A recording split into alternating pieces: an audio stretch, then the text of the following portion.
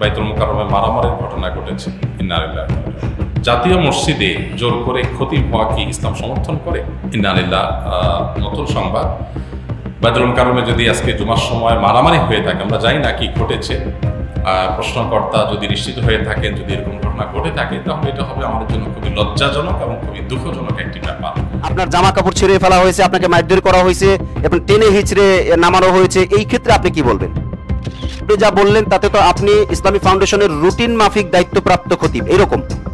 অবশ্যই অবশ্যই। সাজানোটা হলো ওনার, উনি প্ল্যান করে আসছেন এবং আমি শুনছি উনি আসবেন, কিন্তু এইভাবে যে দলবল নিয়ে আসে, এইভাবে মসজিদের দোনো গেট দরজা লোক রাখছেন, সামনে থেকে লোক বসায় রাখছেন, পিছনে লোক বসায় রাখছেন, প্ল্যান তো ওনার। জি জি বলছে তোমরা আপাতত চালাও। জি, আমরা যদি একজন দাবি করি আপনার তো ক্ষতি, এটা তো ঠিক না। জাতীয় মসজিদ বাইতুল মোকাররমে জুম্মার নামাজের আগে বর্তমান খতিব অলিউর রহমান ও সাবেক খতিব রুহুল আমিনের অনুসারীদের মধ্যে হাতাহাতি হয়েছে। ছাত্র জনতার অভ্যুত্থানের পর পালিয়ে যাওয়া খতিব রুহুল আমিনের ফিরে আসাকে কেন্দ্র করে এই ঘটনা ঘটে। হেলমেট পরে কিভাবে বাইতুল মোকাররমে সাধারণ মানুষকে নামাজ পড়তে দেয় নাই, এই গোপালীরা কিভাবে স্বেচ্ছাসেবক দলের নেতাকর্মীদের উপরে হামলা করে তারা 2 জনকে হত্যা করেছে। আমরা দেখেছি ঢাকা বিশ্ববিদ্যালয়ে যে 6 জন গ্রেফতার হয়েছে তার 5 জনই ছাত্রলীগ। অতএব এই শেখ হাসিনার প্রেতাত্মারা বাংলাদেশে বিভিন্ন মহলে ঘুরে বেড়াচ্ছে, নানান বিশৃঙ্খলা করার চেষ্টা করছে।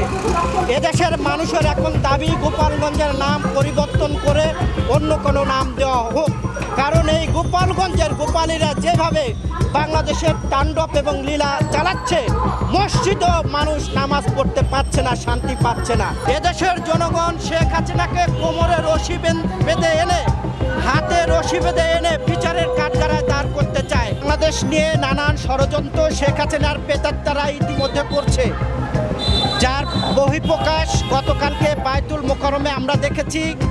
এই শেখ হাসিনার কুলাঙ্গার রুহুল আমিন তার সন্ডা বান্ডা গুন্ডা বাহিনী গোপালগঞ্জ থেকে নিয়ে এসে বাইতুল মোকাররম মসজিদের ভিতরে নামাজ অবস্থায় যে প্রিয় দর্শক শ্রোতা, আরো একটি আপডেট নিউজে আপনাদের সকলকে জানাই স্বাগতম। দর্শক, এবার বাইতুল মোকাররম মসজিদের খতিবকে নিয়ে একের পর এক চাঞ্চল্যকর তথ্য বেরিয়ে আসছে। দর্শক, এবার রীতিমতো আজকের এই ভিডিওটি দেখলে আপনি অবাক হয়ে যাবেন। খুবই গুরুত্বপূর্ণ চাঞ্চল্যকর তথ্য রয়েছে সেই খতিবকে নিয়ে। সেই বাইতুল মোকাররম খতিবকে নিয়ে এবার মুখ খুললেন শায়খ আহমদুল্লাহ। দর্শক, এই সাথে মিজানুর রহমান আজহারি কি বলেছেন সেই তথ্যটি রয়েছে আজকের এই ভিডিওতে। দর্শক, রীতিমতো আজকের এই ভিডিওটি অবাক হয়ে যাওয়ার মতো একটি ভিডিও।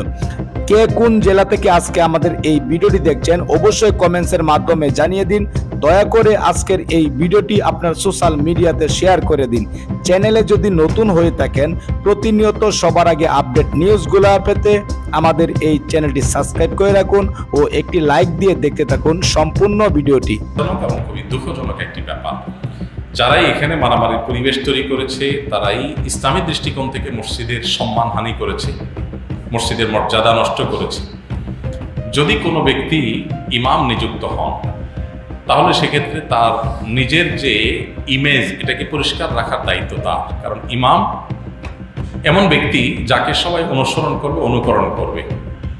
বিধায় কোনো ইমাম যদি নিজের কর্মকাণ্ডের কারণে তিনি বিতর্কিত হয়ে যান, তাহলে সেক্ষেত্রে সেই ইমামের কর্তব্য হয়ে যায় নিজে থেকে সরে যাওয়া।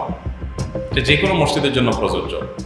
হ্যাঁ, অহেতুক বিতর্ক সৃষ্টি করছেন সেটা এক জিনিস, কিন্তু আপনার মুসল্লিদের মেজরিটি আপনাকে চায় না, এরকম জায়গায় জোর করে ইমামতি করা শরিয়াত দৃষ্টিকোণ থেকে জায়েজ নাই।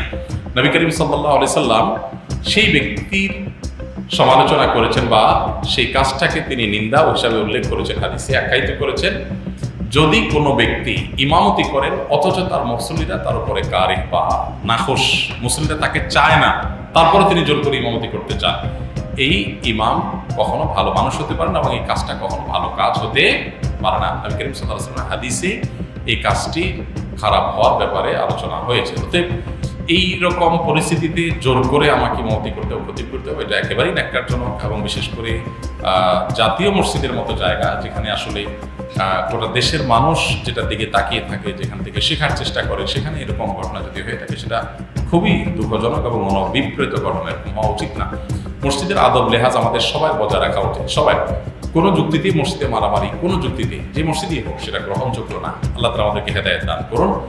আর ইমাম সাহেব, খতিব সাহেব হিসাবে যারাই দায়িত্বপ্রাপ্ত হবেন তারা বিতর্কের ঊর্ধ্বে থাকার চেষ্টা করবেন। হ্যাঁ, মানুষ হিসাবে কেউ বিতর্কের ঊর্ধ্বে উঠে যাবেন না, ভুল আমাদের হতে পারে, কিন্তু যদি মেজরিটি মানুষের কাছে আমি বিতর্কিত হয়ে যাই বা মেজরিটি মানুষ যদি আমাকে না চায়, তাহলে সেক্ষেত্রে আসলে জবরদস্তি সেখানে জায়গা বা চেয়ার দখল করা বা ইমামতির জায়গা দখল করে রাখা এটা একেবারে অযৌক্তিক। মসজিদের সম্মানার্থেই, আল্লাহর ঘরের সম্মানার্থে, দিনের প্রতি শ্রদ্ধার জায়গা থেকে আমাদের এই সমস্ত ক্ষেত্রে দায়িত্বশীল হওয়া উচিত। কি ঘটেছে সেখানে আমরা পুরোপুরি যদিও জানি না, কিন্তু যদি বাইতুল মুকাররমে এরকম ঘটনা ঘটে থাকে আজ, সেটা হবে আমাদের জন্য খুবই লজ্জাজনক ঘটনা এবং খুবই দুঃখজনক একটি ঘটনা।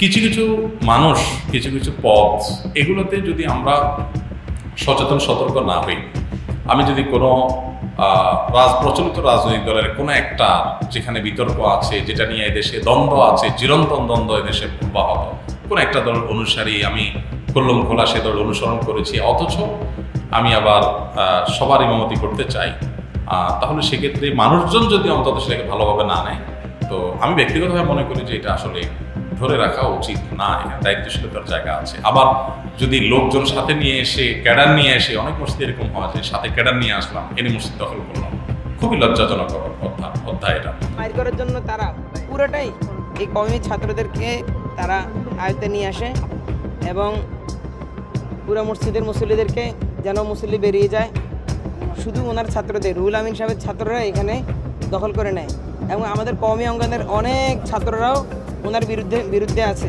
এবং যারাই বলতে আসে তাদেরকে মারা শুরু করে দেয়। এভাবে মারতে মারতে অনেক মানুষের হাত পাও কেটে যায়, অনেক মসজিদের এসিগুলো ভাঙ্গা হয়েছে, অনেক আগুন ধরা হয়েছে, তার পরবর্তীতে মসজিদের দরজাগুলো ভাঙ্গা হয়েছে, মসজিদ থেকে যত বোতল আছে, পানির বোতল, এলোপাতাড়ি মারতে থাকে, তার পরবর্তীতে জুতার বাক্স, জুতা, এগুলো দিয়ে মারতে থাকে। অনেক মানুষের মাথা ফেটে গেছে এবং অনেক মানুষের গালের চোয়াল ফেটে গেছে। এভাবে মানে একটানা পাল্টা ধাওয়া চলতেই আসছে। প্রায় ঘন্টাখানিক যাওয়ার পরে এই পাখি থেকে আমাদের সাদেক সাহেব চলে যায়। উনি খুতবার আজানের আগেই এই জাতীয় ঘটনাগুলো ঘটে।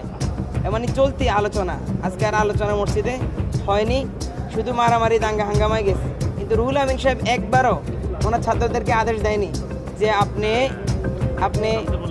আপনারা ছাত্ররা থামেন। উনি যদি ওনার ছাত্রকে 1 সেকেন্ডে আদেশ দেয়, 1 সেকেন্ডে ছাত্র থামবে। এবং আমি মিম্বারের সামনে ছিলাম এবং ছাত্ররা বলতেছে যে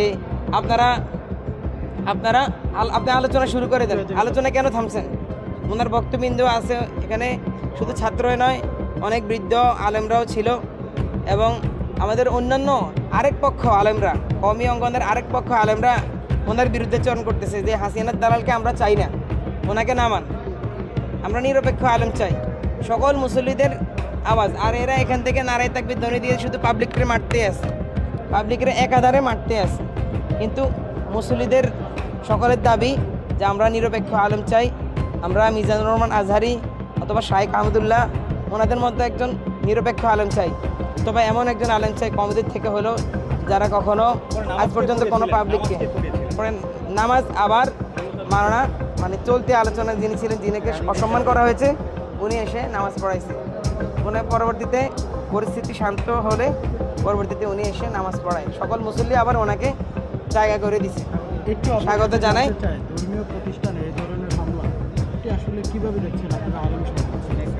এটা তো আল্লাহ তাআলার ঘর, আল্লাহ তাআলার ঘরে আমরা এই পর্যন্ত বিশ্বের ইতিহাসে আমরা জানি যে শুধু বাইতুল আকসা, ফিলিস্তিনের বাইতুল আকসার মধ্যে এই জাতীয় হামলা আমরা দেখেছি যে ইসরায়েল ইহুদিদের কর্তৃক হামলা হয়, মুসলমানদের ধর্মের জায়গাগুলোতে ইহুদি কর্তৃক হামলা হয়েছে।